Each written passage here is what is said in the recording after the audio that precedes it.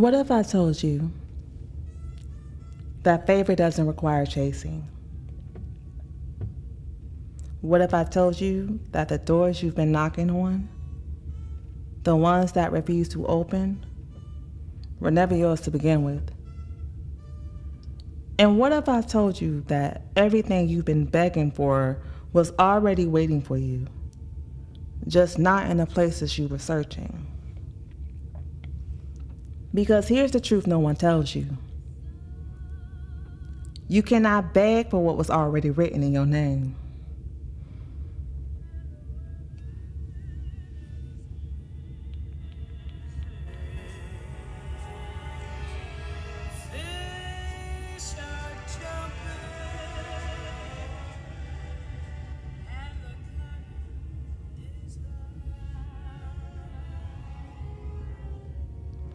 I wasn't searching for a message when it came.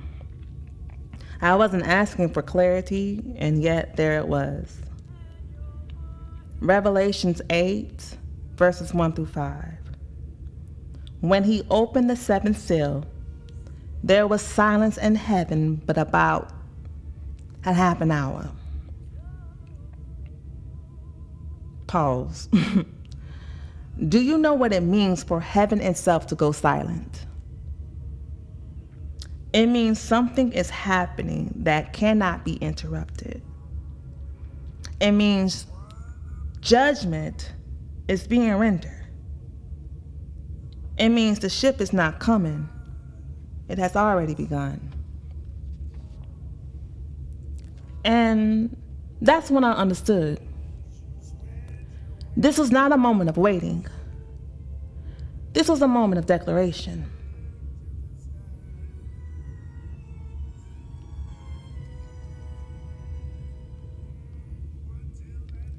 The silence was not hesitation.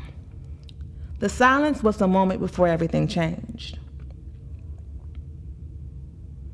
You ever notice how every time you get close to something, right before a breakthrough, something comes in to try to shake your faith? Because divine favor always comes with a test. Not to punish you, not to break you, but to make sure you actually recognize what you're about to walk into.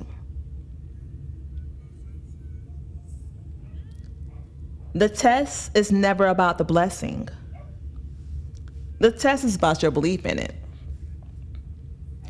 If you knew with absolute certainty that favor was already yours, would you still be acting like you have to convince someone to give it to you? Are you showing up in rooms as if you belong, or are you still waiting for someone to tell you that you do? Because favor doesn't respond to begging. Favor responds to certainty.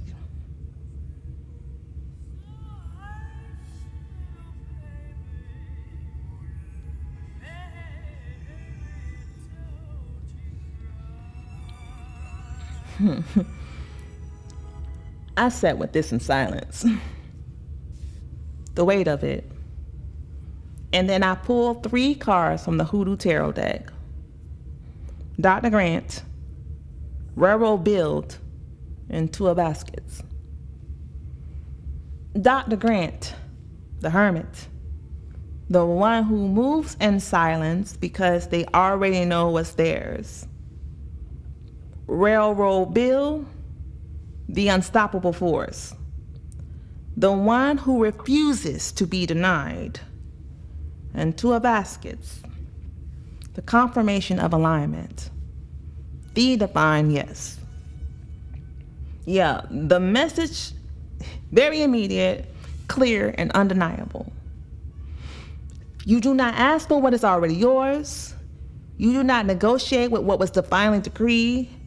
You do not beg for entry into a space you were meant to take up fully. You walk in as if I already belong here. Because you do. Here's the part that most of us don't want to admit. We don't struggle with favor because it's missing. We struggle because we don't believe we're allowed to have it. We don't chase after blessings because they're unavailable.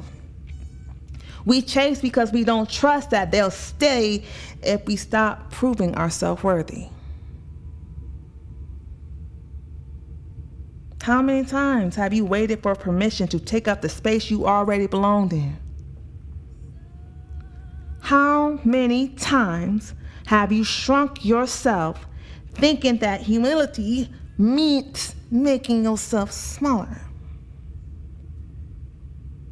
What if the only reason you feel like you're chasing favor is because you still believe you have to earn what was freely given?